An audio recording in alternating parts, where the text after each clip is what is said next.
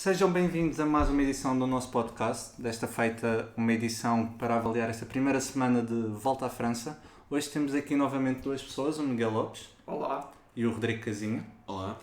E ainda antes de começarmos a falar sobre o Tour, vamos falar primeiro do Giro Rosa, dar os parabéns à Megan Guarnier que venceu o Giro Rosa, que terminou durante o dia de ontem, e também a Rinaldo Nascentini que venceu o Grande Prémio Joaquim Agostinho, naquela que foi a primeira vitória do Sporting esta temporada. Alguém quer comentar sobre esses assuntos? Um dos dois? Então vamos passar ao que interessa a toda a gente, a volta à França, e vamos começar pela Dimension Data, que nesta altura em 9 etapas leva 4 vitórias, 3 por Mark Cavendish e uma por Stephen Cummings. Uma surpresa, algo que era esperado? Eu julgo que não era de todo esperado termos a Dimension Data com tantas vitórias, mesmo tendo em conta que eles traziam em Mark Cavendish a sua estrela da proa aqui para a volta à França. Todos sabemos certamente o valor do britânico nas chegadas em pelotão compacto. Sabemos que ele era um dos principais favoritos a vencer as etapas ao sprint, mas também temos noção do quão ele não tem estado particularmente bem nos embates contra pelo menos 2 ciclistas que têm sido superiores ao longo do ano, Marcel Kittel e André Greipel. A verdade é que estes dois acabaram por passar um pouco ao lado do que foram até agora as chegadas ao sprint. Marcel Greipel acaba por, de certa forma... Marcel Greipel? Ih, Podes continuar. Marcel Kittel. Marcel Kittel conseguiu salvar, de certa maneira, a face da equipa ao conseguir uma vitória numa chegada num plano um pouco mais inclinado. De qualquer modo, e André Greipel teve uma discussão ao milímetro com Mark Cavendish, tendo, no entanto, perdido esse sprint para o britânico. 3 vitórias de Mark Cavendish em etapas planas, contra apenas uma de Marcel Kittel e nenhuma de André Greipel, acho que é de veras formidável. Ele que se encontra apenas agora uma vitória das tão almejadas 30 no Tour de França. Penso também que a Dimension Data tem outros elementos de valor. Stephen Cummings volta a mostrar estar numa ótima forma nesta volta à França. Consegue uma fantástica vitória em fuga, numa etapa montanhosa que incluía o alto do Col d'Aspin. E, de certa maneira, acaba por ser a grande surpresa neste momento, a nível de equipas, as vitórias que a Dimension Data consegue. De resto, as outras equipas têm acabado por passar um pouco mais despercebidas, tentado manter-se mais no controle da corrida e menos na discussão das etapas. Por isso, diria que a Dimension Data, até só nesta primeira semana, pode-se dizer que a volta à França dele foi de veras um sucesso. Gostava de acrescentar também que, além de Mark Cavendish e Stephen Cummings, ainda tiveram Edvald Boasson-Hagen a disputar uma etapa e ainda pode ser um nome a aparecer nas 2 semanas que ainda faltam de Tour. É um elemento que até já venceu em fuga no Tour, portanto não seria uma surpresa termos outra vez Edvald Boasson-Hagen a vencer. E agora que acabamos por falar de Mark Cavendish, podemos saltar logo para a luta para a camisola verde, que Mark Cavendish aparece como uma surpresa, digamos assim, quando ainda há uma semana atrás eu estava a chamar esta classificação de classificação Peter Sagan. Portanto... Sim, é surpreendente. Ninguém diria que teríamos Mark Cavendish com 3 vitórias já na primeira semana, a disputar inclusive sprints intermédios, e quando toda apontava que Mark Cavendish até viesse a abandonar este Tour antes do fim para preparar os Jogos Olímpicos, agora temos esta possibilidade de o termos a disputar a camisola verde até o fim contra Peter Sagan. Para tal, também é preciso que Cavendish continue com este registro vitorioso, porque Sagan tem esta capacidade de ir buscar pontos aos sprints intermédios, portanto, será ainda assim uma classificação que parece estar reservada ao eslovaco, mas tudo ficará para o que aí vier. Sim, a diferença entre Peter Sagan e Mark Cavendish cifra-se neste momento em meros 7 pontos, com vantagem para o britânico. A segunda semana penso que terá mais chegadas em pelotão compacto, pelo que permitirá a Mark Cavendish tentar amealhar mais alguns pontos extra, para além daqueles que Peter Sagan também certamente irá à procura. No entanto, será também de expectar que Peter Sagan dispute aquelas etapas que tenham algumas dificuldades na fase final da tirada, etapas mais montanhosas que tenham os sprints intermédios tal como na etapa de ontem, onde ele se aguentou na frente da corrida até ao único sprint intermédio da etapa, venceu e a seguir praticamente abdicou do resto da tirada. Diria que vai ser, até ver, e tendo em conta as 3 vitórias que Mark Cavendish já conseguiu, será de prever que haverá uma luta renhida pelo menos até ao próximo fim de semana, para perceber até que ponto é que Cavendish continua focado nesse seu objetivo da camisola verde, e claro, depois também veremos se ele consegue a tão almejada 30ª vitória. E falaste agora na etapa de ontem, uma etapa que também acabou por abrir muito sobre a luta pela classificação da montanha, aproveitando que estamos a falar de classificações secundárias. Thibaut Pinot, Rafael Maika, de repente Tom Dumoulin e Rui Costa também na luta, portanto, o que é que pensam que irá acontecer daqui para a frente? Eu julgo que Rafael Maika e Thibaut Pinot, à parte do facto de Thomas de Gendt ter-se mostrado bastante combativo ao longo desta primeira semana, serão à partida os 2 principais favoritos para lutar por esta classificação.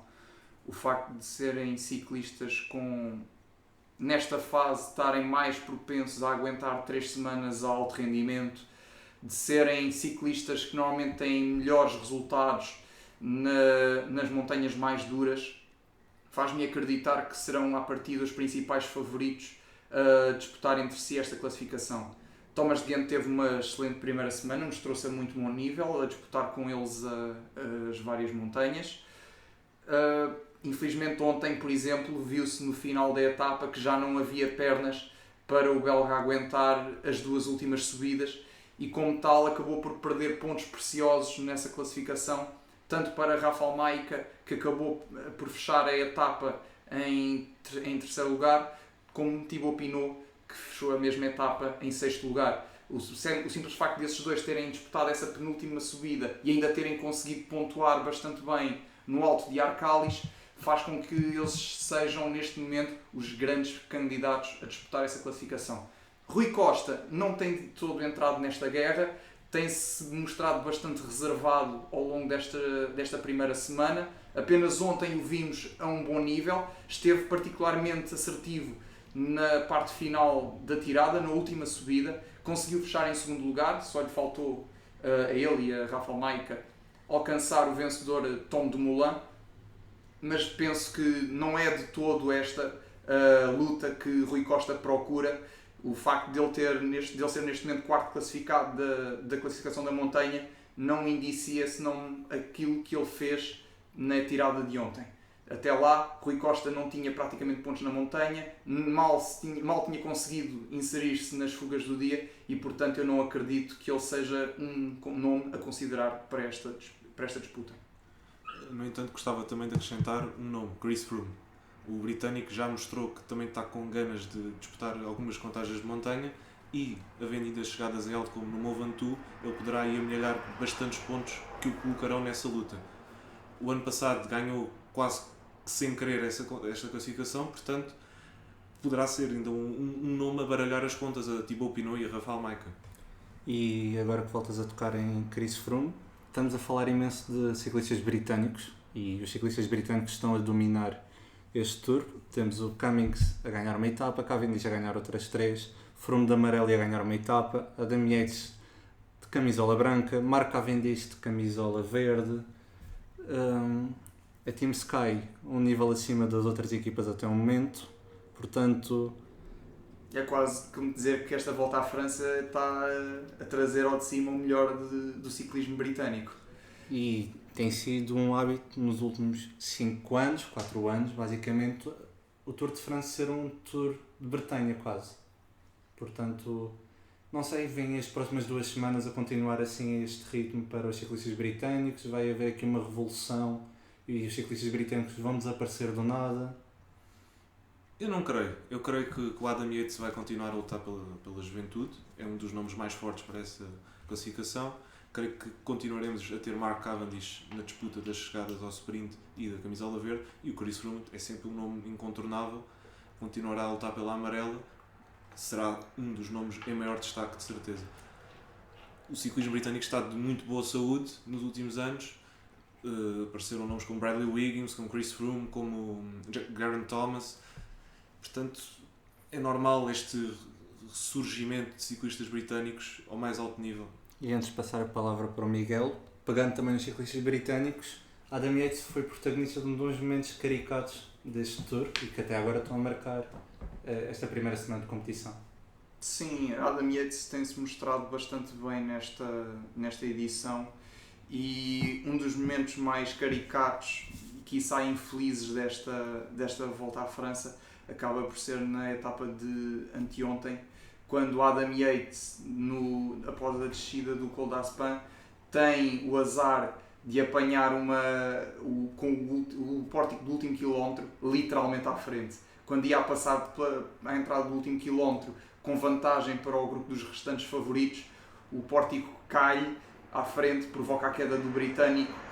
A organização acabou por lhe atribuir a diferença de tempo com que ele vinha, 7 segundos, mas o simples facto de ele ter tido essa queda, a frustração que pode-se ter acumulado dessa situação, o próprio facto de não terminar a etapa à frente do grupo como ele vinha, são certos detalhes psicológicos e certos momentos que acabam por marcar uma edição de França, que neste momento tem sido bastante benéfica para os britânicos, tem-se visto a grande nível, e acredito que Adam Yates, por este andar, será praticamente um nome garantido no que toca ao top 10 da classificação geral, a menos que aconteça um total volte-face por parte do britânico nas próximas etapas.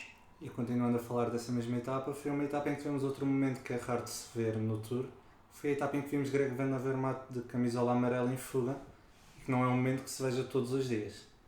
Sim, de veras, a situação em que o camisola amarela da Volta à França se encontra em fuga com o pelotão a deixá-lo ir, ganhar tempo, demonstra desde logo duas coisas. Primeiro, que Greg Van Avermaet não era de todo uma ameaça à luta pela classificação geral, era o líder da camisola amarela, é um facto, tinha mais de 5 minutos à entrada da etapa e acabou a etapa com mais de 6 minutos e meio de vantagem para os principais favoritos, é um facto, mas ao mesmo tempo não era de todo um perigo, quer para a classificação geral, quer para quem mais seguia na fuga e que procurava outros objetivos como a classificação da montanha ou sprints intermédios.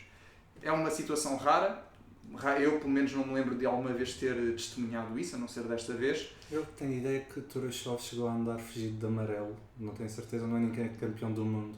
Eu penso também que pode ter acontecido, no momento não tenho a certeza e por isso não quero precisar, mas sim, provável. É uma situação extremamente rara, portanto achamos por bem trazer esse tópico aqui. Por fim, antes de passarmos à conversa propriamente dita sobre a classificação geral e tudo o que marca o Tour nesse sentido até agora, tu, Miguel, já falaste um bocadinho sobre o assunto, mas quero ouvir o Rodrigo a falar sobre o que acha do Tour dos portugueses até agora, quer o Rui Costa, quer o Nelson Oliveira. Eu creio que o Nelson está a fazer um Tour muito positivo. Tem trabalhado imenso em prol de Nairo Quintana, tem feito um trabalho de desgaste no pelotão e de recuperação de tempo para as fugas muito, muito bom mesmo. Está em excelente forma, portanto, creio que é um Tour muito positivo, com nota claramente boa para o Nelson. Quanto ao Rui Costa, um pouco despercebido nos primeiros dias, aparentemente o seu objetivo a partir daquela etapa em que ele perde cerca de 14 minutos, salvo erro, sim, passou a ser realmente perder tempo para depois ter a liberdade para ir para as fugas. O português avançou para a fuga ontem, tentou a vitória da etapa, acabou por falhar por muito pouco, apenas Tom Dumoulin chegou à sua frente. Esperemos ver ainda Rui Costa ao ataque nos próximos dias, porque o seu objetivo passa mesmo para a vitória da etapa, portanto acho que o balanço quanto a Rui Costa terá que ser feito mais para a frente. E falaste agora em ataques, foi neste caso o ataque do Rui Costa, mas um dos temas que podemos falar primeiro sobre a classificação geral é mesmo um ataque de Chris Froome, já no fim de uma contagem de montanha para iniciar a descida e não mais ser apanhado, isto anteontem. Portanto, foi um momento que estavam à espera, foi algo que vos surpreendeu, foi... Eu diria que o ataque de Chris Froome numa etapa daquela dificuldade, com 4 contagens de montanha, julgo que pelo menos 3 de primeira categoria, era sem dúvida uma etapa que prometia muito espetáculo no seu início. Era expectável que houvesse ataques por parte dos principais favoritos, uma vez que começava a verdadeira luta pela classificação geral. Foi uma etapa onde não esperaram, não se deixou que a fuga chegasse ao fim. Foi a primeira destas etapas montanhosas onde não se deixou que a fuga ganhasse tempo suficiente para discutir entre si a vitória, em que os favoritos quiseram marcar essa diferença e lutar eles mesmos pela vitória da etapa, pelos segundos de bonificação na meta. E quando todos vimos essa subida final, depois de um trabalho fantástico, uma vez mais, nunca posso deixar de o referir, por parte da Team Sky, a selecionar o grupo, a deixar apenas os principais elementos mais fortes de cada equipa junto do seu líder, Chris Froome. Chris Froome liderou e atacou, pensou-se que para os pontos no alto dessa última subida, para os pontos da classificação da montanha, e o que se viu foi Chris Froome a não abrandar o ritmo assim que chega ao alto. Inclusivamente ele continua a dar um pequeno esticão, e a imagem de marca que acaba por ficar dessa passagem no alto é Nairo Quintana a olhar para trás à procura de Alejandro Valverde. Ele sente que Chris Froome está ao ataque, mas ele procura para Alejandro Valverde para fazer a ponte entre o grupo de perseguidores e Chris Froome. Essa pequena pausa, essa pequena espera acabou por se revelar muito decisiva. Chris Froome fez uma descida absolutamente vertiginosa, chegou a atingir os 90 km/h a um dado ponto, e perante isto não houve Alejandro Valverde, não houve Romain Bardet, que se sabe ser um excelente descedor, a conseguir tapar o espaço. E basicamente o que aconteceu foi Chris Froome constantemente a ganhar tempo, ganha a etapa, cruza a meta com 13 segundos de vantagem para o grupo perseguidor, onde acabou por ser Dan Martin quem superiorizou a Purito Rodrigues e a Romain Bardet. E com isto tudo, Quintana, que tanta marcação cerrada tem feito a Chris Froome ao longo de toda esta primeira semana, ainda por exemplo na etapa de ontem, quando houve sucessivos ataques e até o próprio Chris Froome chegou a atacar, Quintana sempre esteve a responder, sempre na roda de Chris Froome, nunca foi capaz de fazer um ataque só por si, nunca se mostrou ofensivo, por assim dizer, e acabou por, na única vez que não colou a Chris Froome, vê-lo ganhar uma vantagem de 13 segundos, mais bonificações na meta. É uma diferença que pesa, pode já começar a pesar, até porque ainda falta o contrarrelógio, e ao mesmo tempo Chris Froome mostrou-nos não só a excelente capacidade que ele tem de descedor, mostrou inclusivamente uma posição aerodinâmica de veras curiosa, como também mostrou que está forte, focado, e que, uma vez mais, como no ano passado, arrebatou a camisola amarela antes do primeiro dia de descanso, novamente à oitava etapa da Volta à França. E eu puxo o tema Movistar e o tema Nairo Quintana, que acabaste de falar também, para puxar a palavra do Rodrigo, a falar mesmo sobre isso. Como é que avalias até agora a performance da equipa espanhola e do ciclista colombiano nestas primeiras etapas de montanha do Tour? Eu acho que a Movistar até tem-se mostrado ofensiva, colocando elementos nas fugas, lançando Valverde, inclusive, na resposta a vários ataques, mas Quintana tem-se mostrado com uma postura talvez demasiado cautelosa.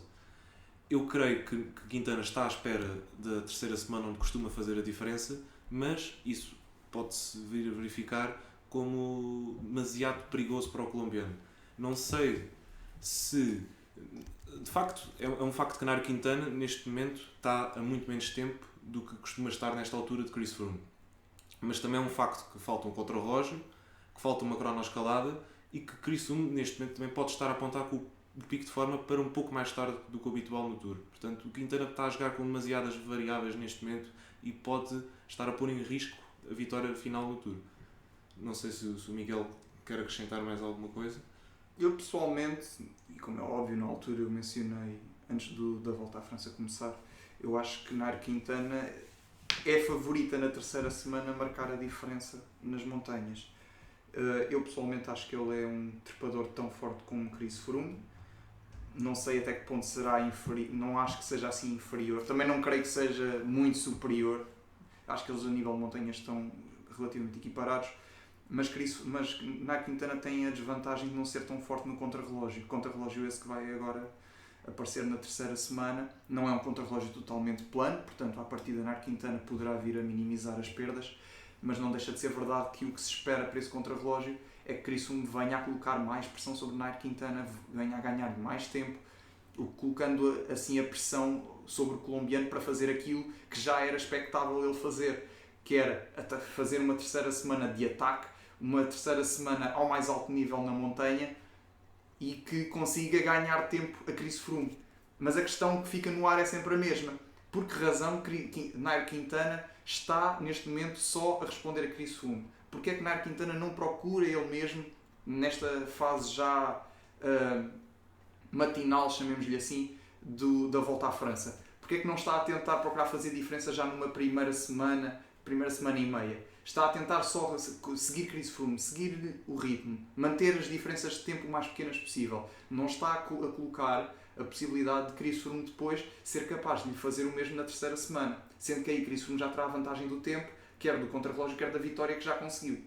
Portanto, eu acho que neste momento, apesar de não parecer haver grande diferença entre os dois, Nairo Quintana já perdeu uma etapa e tempo, não vou dizer considerável, mas tempo, pelo simples facto de ter perdido tempo para Chris Froome, e consoante o que venha a perder no contrarrelógio, essas pequenas diferenças que se verificam agora podem só por si já ser suficientes para Chris Froome não perder a volta à França. Isto obviamente falando num cenário em que não existam quedas ou desistências. E agora que falaste em quedas e desistências, e pegando também em palavras que disseste antes do tour começar, existia um terceiro homem no teu pódio, que se chamava Alberto Contador, e que ainda ontem abandonou, depois de já ter sido vítima de várias quedas e a sua performance não estar a corresponder ao que seria esperado.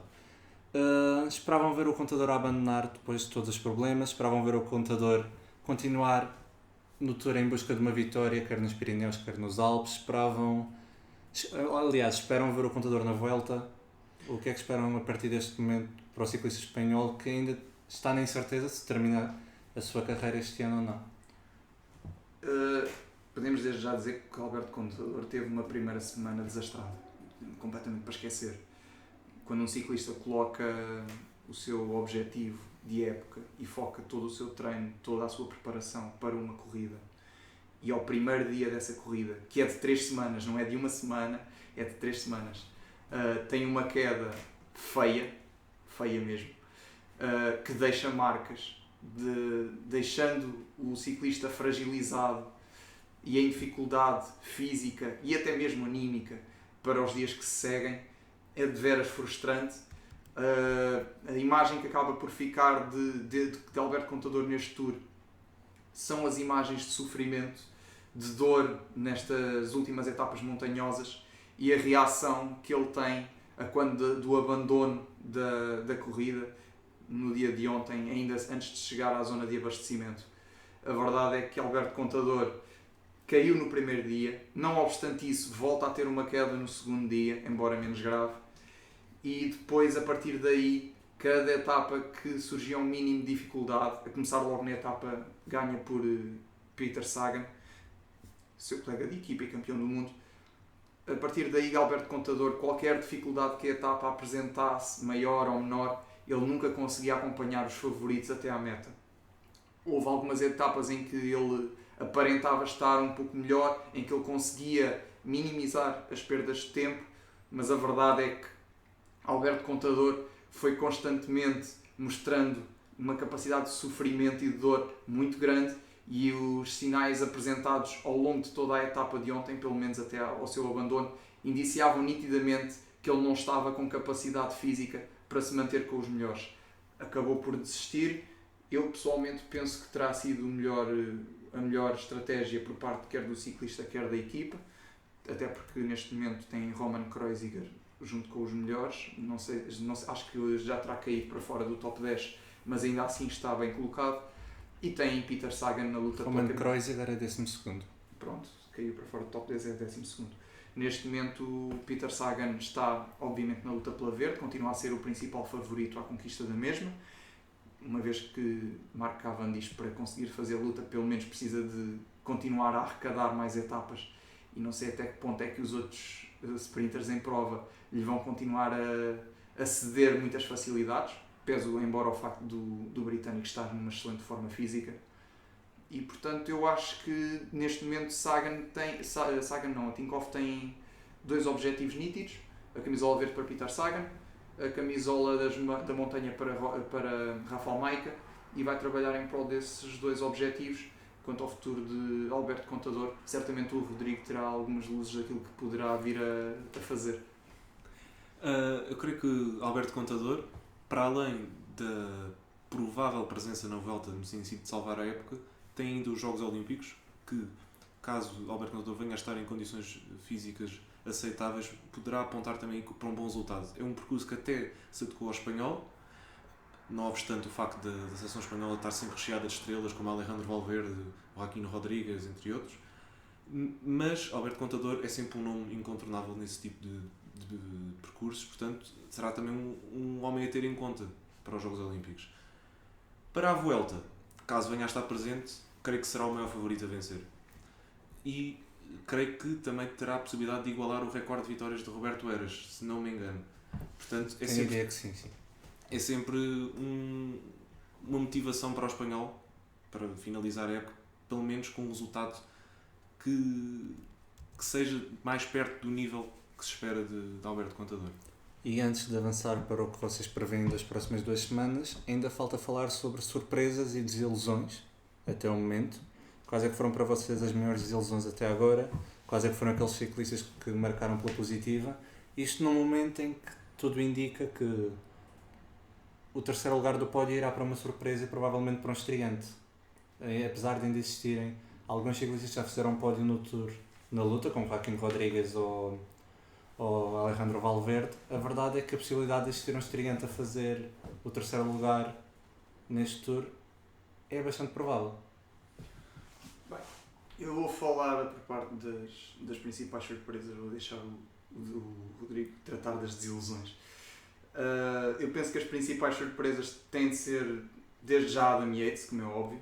O facto de ele ser segundo classificado da geral ao fim de uma semana, de ser líder destacado, chamemos-lhe assim, da classificação da juventude, colocam-no desde logo como uma das principais surpresas do Tour de França. Não era de todo expectável ver o britânico nestas andanças. Certamente a primeira semana não era muito dura, mas não se esperava que se estivesse com os melhores durante esta primeira sessão de etapas de montanha. A verdade é que se tem revelado bastante bem, portanto vamos ver até onde é que ele aguenta. Ainda só passou uma semana, ainda faltam outras 2 e não são propriamente 2 semanas mais fáceis que esta que passou. Outra das surpresas, mediante selo ou não para uns, não será para mim pelo menos, o facto de eu ter conseguido é Mark Cavendish. À entrada deste Tour eu não esperava de todo que ele viesse a arrebatar 3 etapas só na primeira semana, veremos com quantas ele sai daqui do Tour. E para a própria equipa dele, a Team Dimension Data, já tem 4 vitórias ao fim de uma semana. Eu no início do Tour, se lhes desse 2, certamente já me surpreendia a mim mesmo. Não era expectável vê-los a ser tão bem sucedidos neste Tour. Arrisco-me mesmo a dizer que o Tour deles está feito ao fim de uma mera semana. Está conseguido, já mostraram o seu valor, têm a sua camisola bem destacada ao longo das várias etapas. Depois ainda talvez uma outra surpresa. Para mim, Thomas de Gendt. Eu acho que Thomas de Gendt, não, apesar de todos sabermos a sua capacidade combativa, o quão ele costuma andar na luta pela camisola da montanha durante as várias provas, normalmente de uma semana, eu pelo menos não estava a contar com ele a disputar taco a taco com Thibaut Pinot e Rafael Maica a classificação da montanha até agora. Veremos o que é que acontece daqui para a frente, mas sem dúvida acaba por ser uma boa surpresa. Eu gostava só de acrescentar um nome aos que o Miguel disse, Daniel Martin. Acho que o irlandês tem feito um Tour de França bastante acima do que se estava à espera. Tendo em conta que já passámos pelos Pirineus e Martin usualmente tem algumas dificuldades na alta montanha, mas tem-se mostrado a um excelente nível a acompanhar os melhores. Terceiro lugar a 20 segundos de Chris Froome. Isto. Quanto às desilusões, uma das maiores desilusões para mim tem sido André Greipel. Tem-se mostrado incapaz de disputar a maior parte das chegadas ao sprint. Apenas teve uma etapa em que conseguiu disputar até ao fim, aquela que perdeu num sprint milimétrico para Mark Cavendish. Outra desilusão, Thibaut Pinot. Apesar de estar a lutar neste momento pela montanha, esperava-se ter o francês inclusive a lutar pelo pódio, tendo em conta o que demonstrou este ano. Evoluiu bastante no contrarrelógio, mas na montanha parece ter perdido algumas qualidades, ou pelo menos consistência de resultados.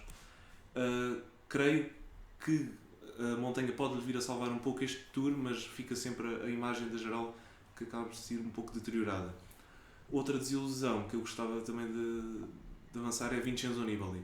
Acho que, apesar da vitória no Giro de Itália, esperava-se que tivesse um Tour um pouco, em que aparecesse um pouco mais. Neste momento, creio que surgiu na etapa de ontem a apoiar Fabio Aru, mas de resto tem sido, a imagem que tem ficado Vincenzo Nibali é apenas do italiano a ficar para trás, sempre que aparecem as subidas, e isso acaba por ser uma má imagem para um vencedor de um Giro de Itália, em que mostrou toda a capacidade de sacrifício e de ir à luta para ir buscar os minutos todos que tinha de atraso.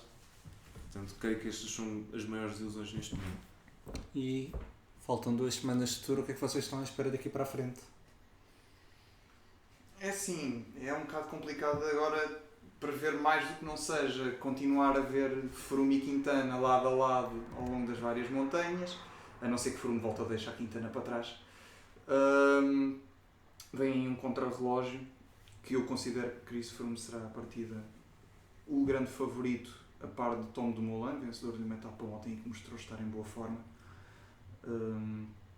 Penso que a partida será o principal foco de interesse nestas 2 semanas, pelo menos na semana que aí vem, será de veras a luta pela camisola verde, que andará ao rubro uma vez mais, e será ver até que ponto é que haverá alguma mudança neste stalemate que verificamos neste momento entre Quintana e Froome. Para as próximas 2 semanas, eu espero ver Rui Costa ao ataque. Acho que o português vai estar na frente em várias etapas em busca da tão ambicionada vitória de etapa neste Tour. Espero ver muita luta pela montanha, vamos ver muito de Maika, muito de Pinot, talvez muito de Dagente também. Além disso, espero ver uma luta pelo último lugar do pódio. Temos Porte, temos Molema, temos Romain Bardet, Yates. Valverde, Yates, Daniel Martin, sim. Temos muitos nomes para aquele último posto, portanto eu espero que haja muita luta para esse lugar. Pelo menos será o que todos estamos à espera. E então, passado uma semana desde o nosso último podcast, vamos às vossas previsões para o pódio final, a ver se mantêm ou se mudam. Começamos por ti, Mike. Pois, a verdade é que a minha tem de mudar quanto mais não seja porque o meu pódio fechava com Alberto Contador. Eu mantenho, ainda continuo a acreditar que Nairo Quintana pode chegar à vitória da Volta à França, mesmo apesar de tudo o que Chris Froome já mostrou ao longo desta semana que passou. Froome e Quintana continuam como primeiro e segundo, como segundo e primeiro neste caso.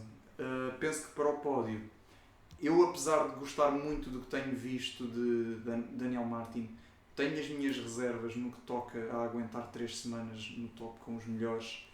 Eu neste momento acredito mais em quiçá Richie Porte, com a experiência que tem, poder chegar a esse ambicionado pódio. Veremos até que ponto é que Daniel Martin se aguenta nessa luta. O próprio Adam Yates é sempre uma incógnita por estar na sua estreia, portanto vamos esperar para ver, mas a minha aposta mantém-se neste momento em Quintana e Froome, e para terceiro lugar, uma vez que o Contador já não está, eu acho que Richie Porte será um dos favoritos. A semana passada não ouvimos o Rodrigo, mas ouvimos agora qual é que é a previsão dele para o pódio final deste Tour. Eu neste momento coloco o Chris Froome como o meu favorito, creio que será ele a terminar como vencedor. Para o segundo lugar, obviamente, Nairo Quintana.